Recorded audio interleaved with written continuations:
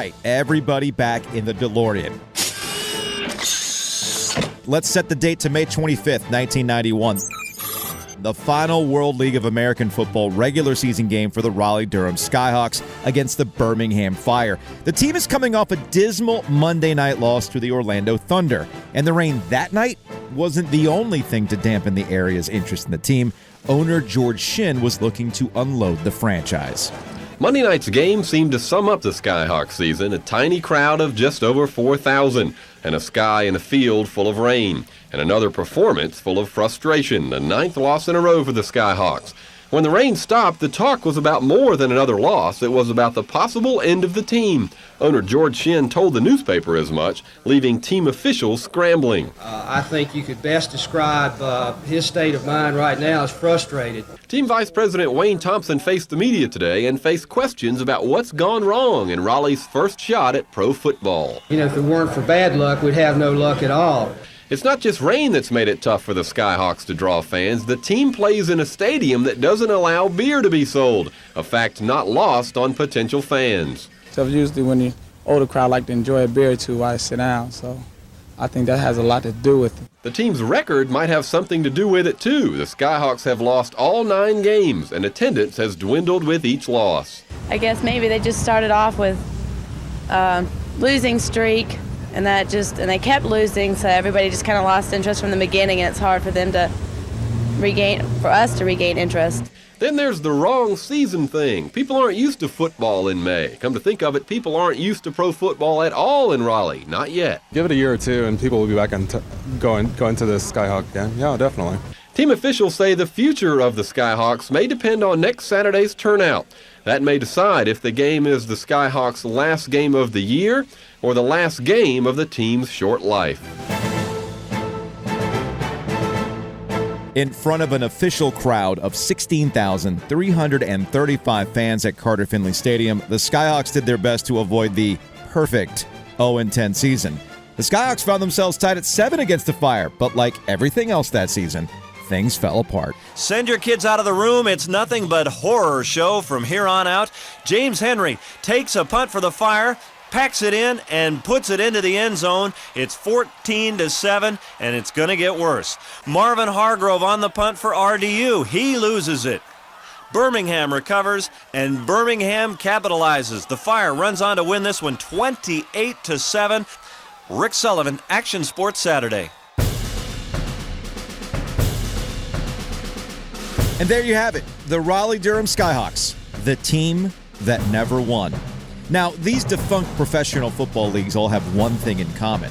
They lost a ton of money. According to the St. Pete Times, the Skyhawks lost $1.5 million.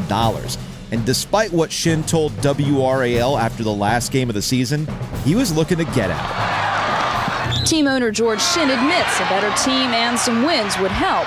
But even with a losing record, he says he plans to keep the Skyhawks in Raleigh. I'm very high on this market. I'm very high on the World League and Mike Lynn, and so I just, I don't see anything changing. I just hope that everything continues to go in a positive direction. That summer, Shinn tried to sell the Skyhawks. Unsurprisingly, nobody took him up on the asking price. According to a Wire story in the Baltimore Sun, the franchise became property of the World League of American Football on July 31st, 1991, and shut it down. I reached out to Brian Ives of the ACC Network. He started his career at ESPN in stats and information. I figured he would know if the Skyhawks were the only football team to go winless. He told me that was not an easy question to answer because there's something like 30 football leagues in American history. About a dozen of them started in and around World War II, so he qualified it for me. The Raleigh-Durham Skyhawks are the only team who played at least 5 games to go winless in a professional outdoor league created since 1990. The reason for the qualifier? Well, plenty of teams went 0-2, 0-3 before the team or the league they were playing in folded. One league, the Professional Spring Football League, shut down in the middle of training camp in 1992. Most recently, Carolina Hurricanes owner Tom Dundon acquired, then shut down, the Alliance of American Football 8 games into their scheduled 10-game season in 2019. The Skyhawks are now relegated to the dustbin of history. Internet search hits will give you a few historical hobbyist sites like WorldLeagueOfAmericanFootball.com. There's some long-form articles on NFL Europe, and the stray wire story that I've used for this podcast. Thankfully, folks like Jay Jennings at WRAL had the foresight to curate the TV reports you've heard throughout this podcast. But what about the stuff, like things I can get my hands on, actual gear? Some of those puffer jackets that I've seen in the old highlights would be highly sought after by the fashion hype beasts out there. Thankfully, a listener put me in contact with his dad, who worked for the Skyhawks and still proudly displays a helmet in his office. The Triangle has the most unique landscape for sports. 3 major universities along Tobacco Road with rabid fan bases, a Stanley Cup champion, an NFL team right down the road, and heavily invested transplants. Not to mention an interesting mix of sports teams that were. Joe Ovius brings you a brief history of Triangle sports, a candid conversation with those who help shape why sports matters here. Michael Kennedy was the equipment manager for the Raleigh-Durham Skyhawks. Not a glamorous role, but as I've explored in a brief history of Triangle sports, there wasn't that much glamorous about the World League of American Football. Kennedy, like the players and head coach Roman Gabriel, simply wanted to be part of this sports world. He got his start at Wake Forest, where he has the distinction of being the first equipment manager for the Demon Deacons football program. It wasn't new. It was new to Wake Forest. They relied on equipment or student equipment managers for years. Yeah.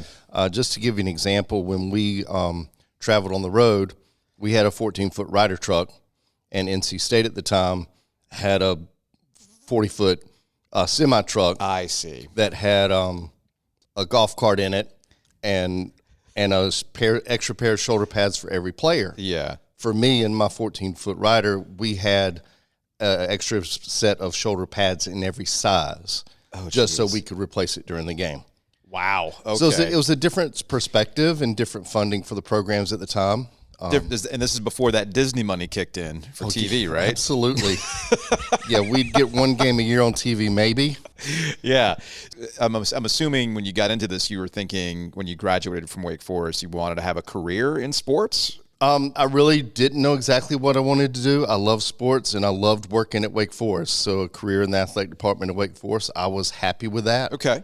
And then when did you get wind about the Raleigh-Durham Skyhawks? I read a blurb in the paper and said, this might be something. Can make it my own.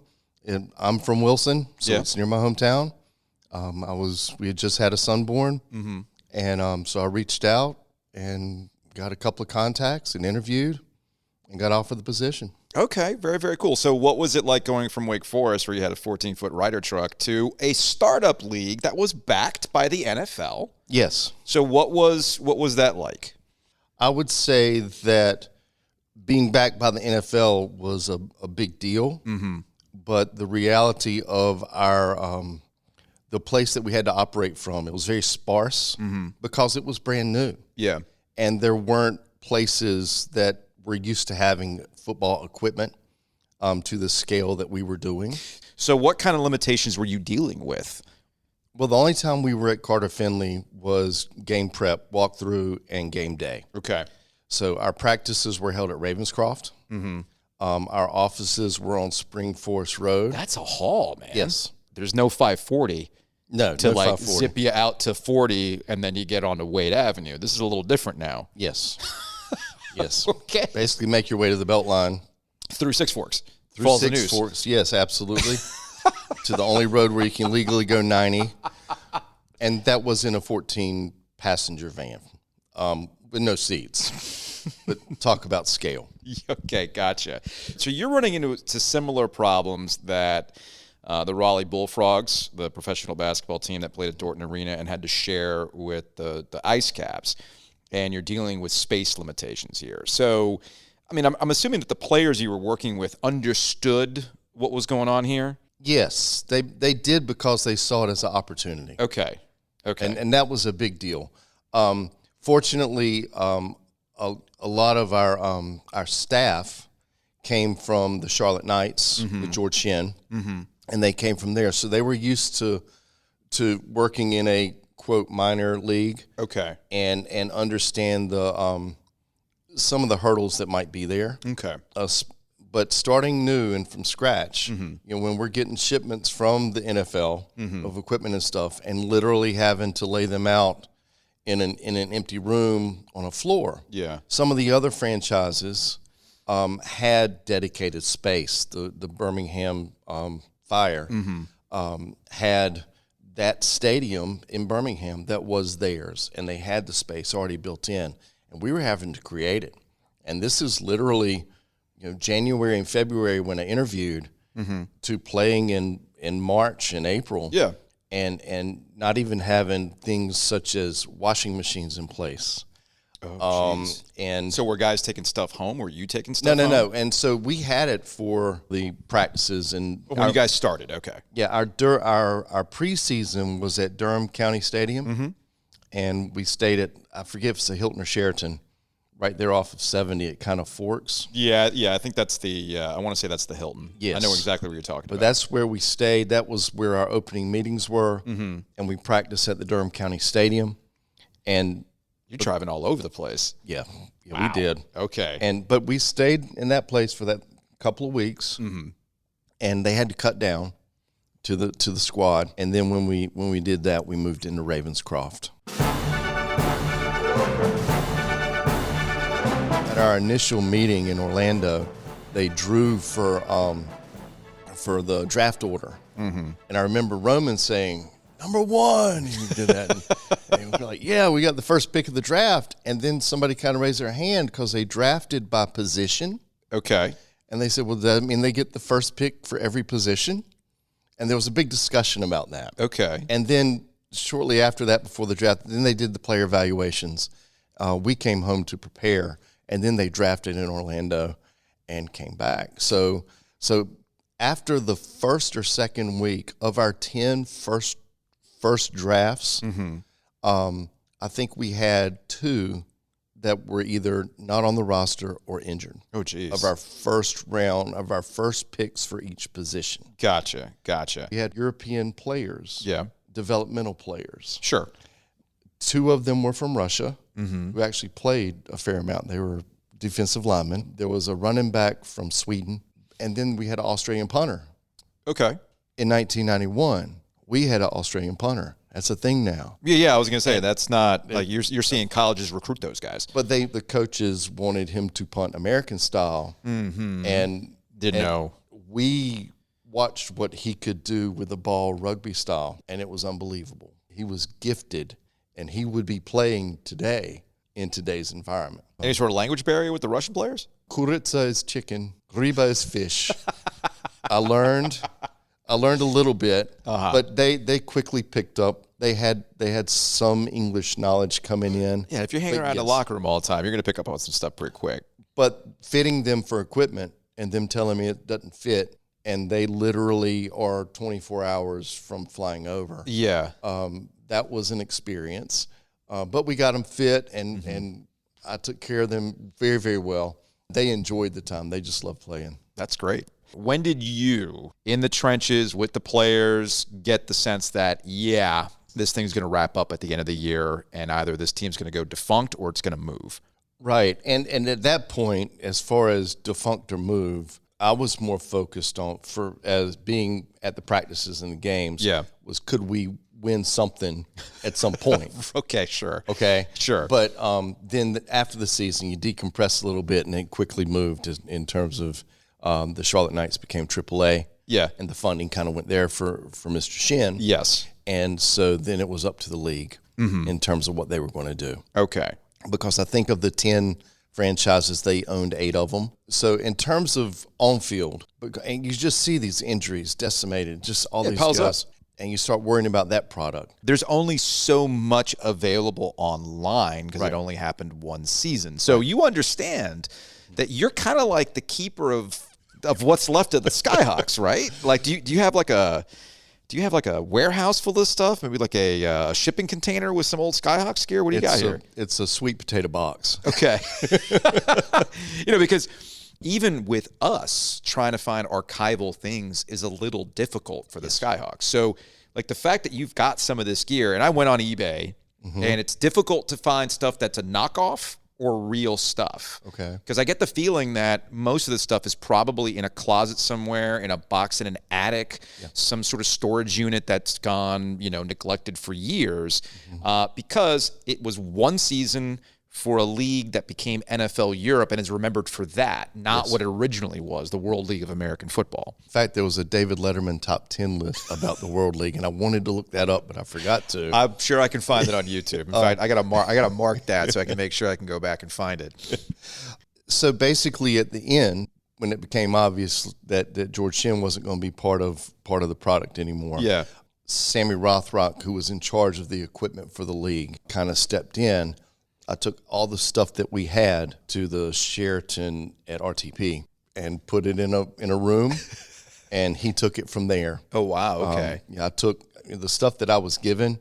I have a helmet that I striped and decaled and waxed like I do for Wake Forest. I have the same thing. Okay. The stuff that I have is stuff that I was given as part of being part of the staff. But the rest of the stuff, it went into that NFL. Who knows where it is, right? Yes. Right. It could have been shipped off to a country that we're not aware of. And a lot of the colors, because the colors were trademarked and everything was NFL logo, and then they became, the second year was the Columbus team. You're the equipment manager. Did that also, within your job duties, did you also have to outfit Kitty Hawks? No. Okay. No, they had a coach and they had their own budget, I guess. Got it. I just wanted to make sure that there was, if there was any sort of considerations that went into the design of those things. A brief history of Triangle Sports will continue after this break.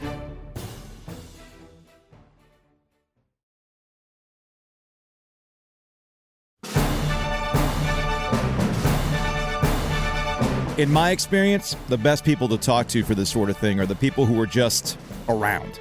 Michael Kennedy was the equipment manager for the Raleigh-Durham Skyhawks. Kennedy's job allowed him to do just that, be around, take things in while doing his job, and provide a different perspective from the main characters whose stories we've heard a bunch of times. And to this day, he still thinks about Roman Gabriel and the coaching staff and guys who lived the football life.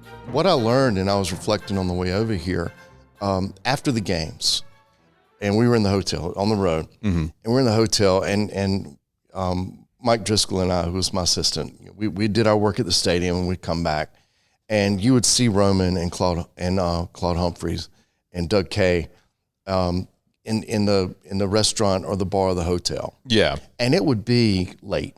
Okay, and it would be late, and you could see them just kind of decompressing. Sure. Not in a sordid kind of way, but they were talking about game. They were talking about what went on. They were doing the kind of stuff that Steve Logan talked about. And you really see some parallels of how they lived that moment.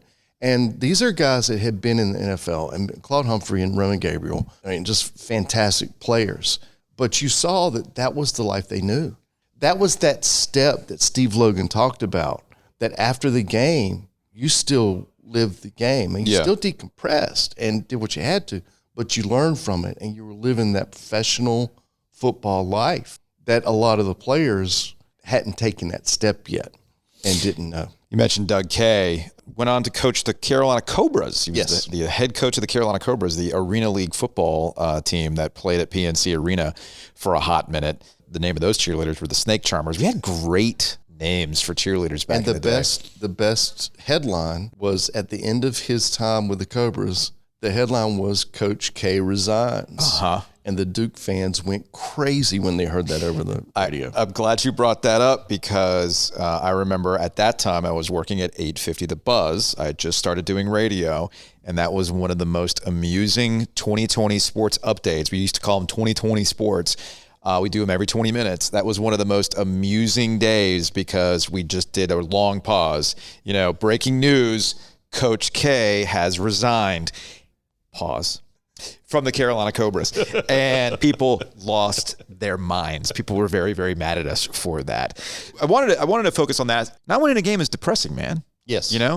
But at the same time, you're balancing this with really cool opportunities that you might not have had if you were actually on an NFL roster or if you were still in college, because You start out at home 2 times on the road. You play a couple games at Carter Finley Stadium, but then it's off to Europe to play 2 games. Actually, you played 3 games outside the States. One of them was in Canada. Yes. But you actually got to go to Wembley Stadium to play a football game. Yeah, I played Wembley. Me, Queen, and Elton John. Right. Like, not too many people can say that, and there you are. So all of this is like, man, we can't win a game, blah, blah, blah, blah, blah, but holy crap, we're playing a football game in Wembley. This is before the NFL does this stuff. Yes, it was unbelievable. We flew into Newark, and then I had to get the equipment through customs. Oh, God. and this was when I could go on the tarmac. And this is a long time ago. Sure. And so I was working with customs and did that. And so we flew through Heathrow and then to Frankfurt. Yeah. And played the game in Frankfurt. And obviously these are soccer stadiums. Yep. And the end zones of the soccer stadiums are no seats. It's standing room only. Yeah. And you just kind of hang there the whole game. So it's a different vibe. But Frankfurt was really cool because of the U.S. military presence in Frankfurt. Basically filled that stadium just to see American football. Very cool. And so we had set up the locker room a few hours in advance. And I was kind of just laid back, taking a little nap because we were a little tired from travel. A little bit, yeah. And all of a sudden, a dog walks in and a dude with a submachine gun and speaking German. And I'm like, whoa, wait a minute, what's going on? And he says they had to look at our trunks. And he said, any bombs, any explosives? I was like, no, not the only bombs we're thinking about are throwing. Yeah, there you go. Long bomb into the end zone. That's about it. So we did that, and we played Frankfurt, and then almost immediately, I can't remember if we flew that night or after the game, but flew immediately to London. Basically had a week before the game in London, and we practiced at the American University of London, just kind of out a little bit, where all we saw was cricket being played. Okay. There were cricket pitches around where we practiced. While we were there, Dick Vermeil visited the practice, and Roman gathered the team around and talked about, and he and Johnny Walton, who was our offensive coordinator, had played with the Eagles as well. So there was that link, and Roman gathered his team around, and Dick Vermeil started speaking, and he started talking about Roman, all these guys mean to him, and just started bawling. And this was after he left the Eagles, but before the Rams. And our PR guy said, well, now I see why he got out of coaching. And because he felt it deep. He felt it deep. Yes. He loved his players, and he couldn't stand not seeing them not seeing them be successful. Right. And I respect that. And you see that real emotion and the love that Roman had for him, because Roman played with the Eagles at the very end of his career. He didn't play a lot, but just that professional link and that personal link that they had is meaningful to be able to watch. And I was 25 at the time. You don't notice that, or it doesn't hit you. But as I've thought about that over the years, man, that was powerful. But London, I'd never been out of the country. And London, I felt absolutely at home there. The staff, we went to the Hard Rock Cafe, and they closed down the bar at, I think, 11. And then we just kind of hung out. And they reopened it for us. Nice. It was kind of a cool night. Actual people from the States. That was the whole point of the Hard Rock, right? And so there was that. But Wembley was just amazing. We're kind of in a trailer that they had put outside the stadium where I call it the elephant door, where they load everything in. Sure. And across that way was the whirlpool for the Monarchs, where they did it. Gotcha. They practiced there, I guess. And I was talking with the guys at Wembley, and because when we were watching television in Frankfurt and in London, all you saw was a rugby game and a soccer game and dog racing, and it was all from Wembley. I said, what have you done today? He said, in the last 2 weeks, we've had 4 rugby championships and 2 soccer championships. That's crazy. As well as racing. And then we're going to play on this thing. And so before the game, I kind of stepped the field. And I had a habit on game day, and this is just me. I did this in college, was after we had set up everything and got the locker room, I'd go out on the field, and I wanted to kick a 35-yard drop kick. Okay. And I could do that. All right. Sometimes I could stretch it to 40. Sure. I couldn't place kick, but I could do a drop kick. All right. And so I was kind of warming up. I kicked a couple, one from 15, one from 25, and I was about to get back to 35. And again, Mike Driscoll's out there with me. Out of nowhere, you hear a guy over the intercom say, "Please clear the pitch." I thought it was God initially, and then I realized it was somebody in the press box. So I cleared the pitch. Of course. And I think it had to do with they had fireworks in the back of the end zone because when the Monarchs scored, they shot off fireworks. I see. So, but for pregame, we had to be out there as well. Yeah. So we're out there hours before the team comes. Mm-hmm. The Jumbotron is not a permanent thing at Wembley, or wasn't at the time. And so for about 40 minutes, you see this huge box go through this elephant door. Oh, I see. And I said, what's that? He said, it's a Jumbotron. I said, y'all don't hang it? No, they bring it. It was portable for the games.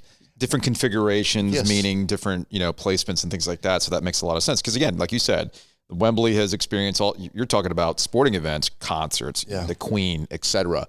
And how was when you're on the field? We sit here in the States and we freak out about like whether or not Elton John just played at Bank of America Stadium the week before the Panthers play, or what, the 360 U2 tour was going to do to Carter Finley Stadium ahead of a football game or whatever, why they did it in the summertime. What was that, with all the action on that field, what were the conditions like for American football? The field, first off, in Europe, the fields are flat. There's no drainage because of European football. Grass was nice? I mean, what do we do? It was pristine. Interesting. And I was fascinated by this because I knew all the activity had been done because I watched it on television. Right. The guys told me. So after the game, players are getting, and I'm cleaning off the field, and I noticed that they get about 40 guys from sideline to sideline, and they start at the back of one end zone, and they walk in a single line, and they repair divots the entire length of the field. Oh, wow. As soon as the game was over, as soon as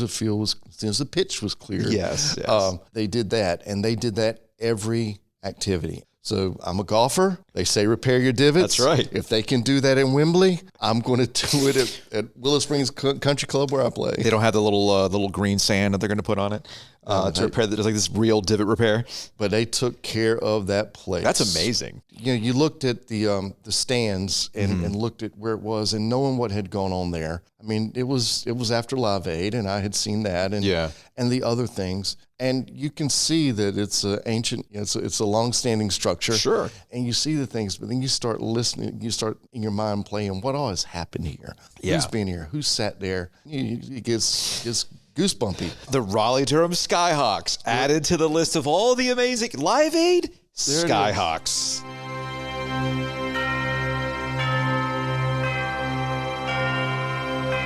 The World League of American Football retained ownership of the Raleigh-Durham Skyhawks, and without a buyer, they rebranded as the Ohio Glory. They moved the franchise to Columbus, where they played home games at the Horseshoe in the spring of 1992. The Glory managed to do something the Skyhawks couldn't: win a game in Week 7 over the Frankfurt Galaxy. But they did finish the season 1-9. The Skyhawks were no more, and with it, the football careers for several players and coaches. For Gabriel, who only had one other professional coaching stint on his resume as the offensive coordinator for the USFL's Boston Breakers in 1983, that was a wrap for his head coaching dreams. And for Kennedy, it closed a chapter in his life.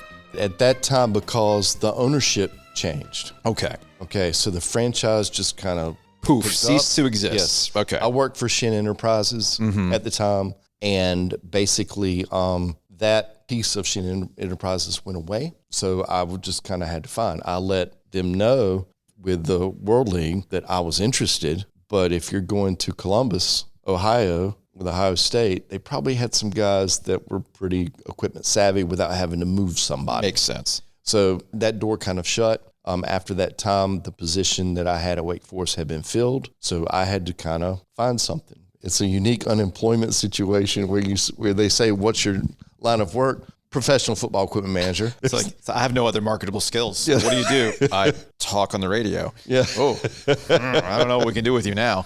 I'll just make more podcasts. What did you do?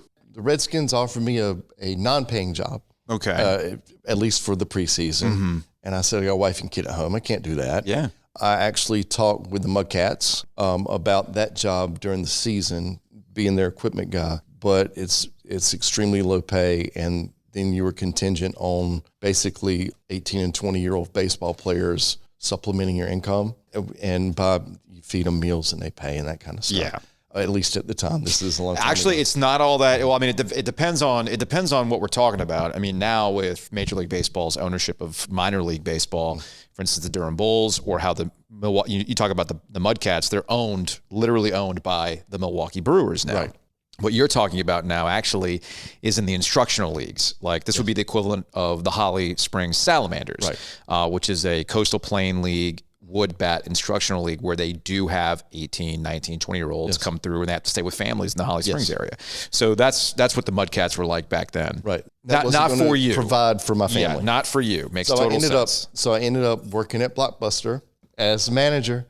Started at North Hills, moved to Rocky Mount, and did that. And wait, where was there a Blockbuster in North Hills? It used to be the theater at North Hills. So the old Cardinal Theater or whatever it was called. Yeah, on the end there. Where it is now a Bonefish Grill. Yes. Okay. It went from a theater to a Blockbuster? To the largest Blockbuster in the district, highest volume Blockbuster in the district. I had no idea that it happened. Interesting. Yes, they had that one and the one at Mission Valley. Yeah. And I remember the one at Mission Valley. Right. I would go to the one at Mission Valley. But I did not realize that spot was a Blockbuster back in the day. Oh, yeah. And you were the manager of that one. I was assistant manager. Assistant manager, yes. okay. I trained there, and I was manager in Rocky Mount for a time. And our prices were actually lower than Raleigh because of the competition across the street, Beasley's. Oh, yeah. And it was wild. And then my sons started getting older, and I wanted to see them at nights on the weekends. Yeah. So I moved into a day retail kind of deal, but then kind of got the urge or feeling that I need to be in education. Okay. I did that for 24 years. That's right. You were you just finished being a principal. Yes. So I was a middle school math instructor. Dealing with middle schoolers much harder than dealing with professional football players. Soccer, I've coached soccer, volleyball, and golf. That's great. Your son actually put me in contact with you. Yes. Because he had heard me talking about the Skyhawks on the air as all part of this brief history of Triangle Sports project that I kicked off last spring. So he reached out to me saying, hey, my dad was the equipment manager. He's got all this stuff. So I am curious, you've got this stuff, because this is the interesting part about the Skyhawks to me. If you see that logo, chances are 90% of people out there have no idea what that is. Exactly. So how do you explain that to people? I tell them that it was part of the American version of what became NFL Europe. A lot of people know NFL Europe. It's becoming less now, but there is a segment that understands that. Or if I get that blank look, I'll say it was a professional football team that was in Raleigh for a little bit. And they say, oh, okay. Yeah, and a lot of people will go, I did not know that existed. And yes, that's exactly what they And say. there's probably a good reason why you don't know it existed, because they didn't win a game. Yes. And they were only here for one season. But if you could kind of sum up the overall experience of the Skyhawks, how would you do that? Well, I mean, once in a lifetime doesn't say it, because it only happened once in a lifetime. Sure, yeah. That one spring. One spring in the That's triangle. all That was it, right? But I guess there were a lot of things, I had experiences that I would not have been able to do if I had stayed at Wake Forest. I was able to share with some friends that I knew a time that is going to be special to us. And I got to meet some people that I never would have been able to meet. Yeah, I got caught in an embarrassing situation on national TV as well in Montreal. What happened in Montreal? Don't be holding out on me now. All right. Don't be holding. Come on now. Don't happen in Montreal. All right. So in Montreal, the game's on ABC. My father-in-law and my wife are watching the game on television. Okay. It was indoors at the old Olympic Stadium. Yes, the Olympic Stadium, yeah. Which, again, fascinated me. There's another opportunity. Right. They actually moved the dugouts on wheels to behind the end zone so they could, behind the sidelines, so they could fit the football field into place. That's crazy. So I was wearing sweatpants, and one of our offensive linemen had hurt their ankle, and they were showing the offensive lineman on the sidelines. And I am told that I walked in front of the camera and completely adjusted myself. Hey, man. On national television. You got to do what you got to do. And my wife said, oh, Lord. And she looked over at her daddy, and he said, yep, that's Mike. Well, it's a good thing that DVRs did not exist then. Yes. Actually, I kind of wish I had it.